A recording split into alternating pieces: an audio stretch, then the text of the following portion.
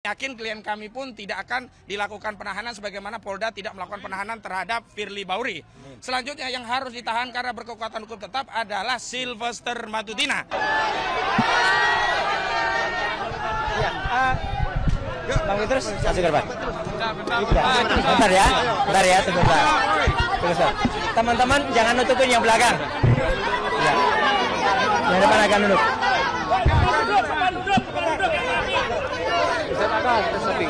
Ya, Ustaz Aka mana? Di sini.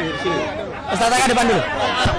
Bentar ya. Halo, diawali. Makasih media. Bismillahirrahmanirrahim. Assalamualaikum warahmatullahi wabarakatuh. Waalaikumsalam. Baik, hari ini kami memenuhi panggilan dari Polda Metro Jaya yang telah secara sepihak dan zalim menetapkan klien kami sebagai tersangka dengan bukti-bukti walaupun banyak tidak memiliki relevansi dengan apa yang dituduhkan dan tidak pernah diketahui secara pasti apakah bukti itu bisa menguatkan tuduhan ada pencemaran, tuduhan ada menyerang kehormatan yang dilaporkan oleh saudara Joko Widodo. Ya. Walaupun ada 700 bukti, ada 130 saksi dan 22 ahli, itu semuanya versi penyidik. Kalau tidak ada relevansinya maka tidak bernilai. Saya ambil analogi untuk membuktikan seorang itu adalah perempuan, salah satunya dia head.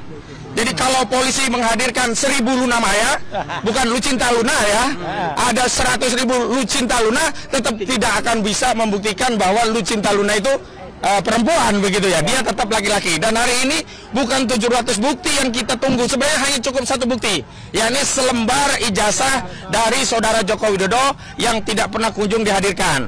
Yang kedua, kami ingin tegaskan bahwa Polda Metro Jaya telah melakukan tindakan yang melanggar presumption of innocence, yakni saat pemanggilan telah secara jelas menyebutkan nama-nama klien kami tanpa menyebut inisial. Padahal awalnya sudah disebutkan secara inisial, tetapi saat pemanggilan yang menjelaskan 3 mekanisme baik dilakukan secara langsung, dikirim lewat WhatsApp dan lewat pos, itu secara tegas menyebut nama-nama. Kalau nama-nama itu muncul dari media, wajar. Tetapi kalau itu dari aparat penegak hukum, itu sama saja. Polda Metro Jaya telah melakukan apa yang disebut pelanggaran asas hukum, presumption of innocence. Yang selanjutnya, hari ini klien kami ada panggilan sebagai tersangka. Padahal ada satu terlapor yang naik juga menjadi tersangka belum diperiksa. Artinya ada target-target yang sifatnya prematur terhadap klien kami dan ini kami kuat dugaannya ini bukanlah proses hukum murni tapi ada proses yang melibatkan tangan-tangan kekuasaan diawali dengan tuntutan-tuntutan pendukung Jokowi untuk segera menetapkan tersangka dan hari ini mereka melakukan tuntutan-tuntutan untuk menetapkan tersangka menjadi tahanan. Saya tegaskan hari ini yang harusnya segera ditahan adalah Firly Bahuri yang sudah 2 tahun lebih sudah tersangka. Tetapi Polda Metro Jaya tidak melakukan tindakan apapun. Karena itu hari ini kami yakin klien kami pun tidak akan dilakukan penahanan sebagaimana Polda tidak melakukan penahanan terhadap Firly Bahuri. Selanjutnya yang harus ditahan karena berkekuatan hukum tetap adalah Sylvester Matutina. Karena dia sudah inkrah.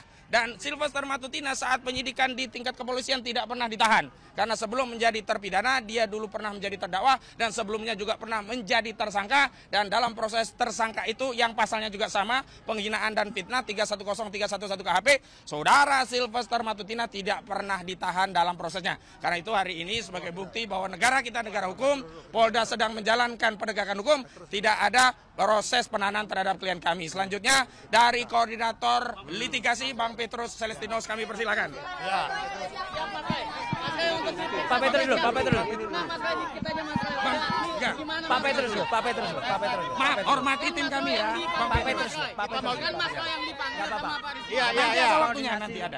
Jadi singkat saja, bahwa hari ini pemeriksaan hari ini harus menjadi momentum penting, terutama bagi penyidik.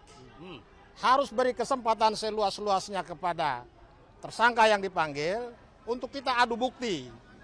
Karena penyidik menyatakan bahwa mereka sudah punya ratusan bukti, ratusan saksi, puluhan ahli. Sementara dari Mas Roy, Pak Rismon, dan mungkin juga Dr. Tifa, masing-masing juga bawa bukti hari ini. Kita adu secara terbuka di dalam ruang pemeriksaan. Supaya ini tidak menjadi teka-teki.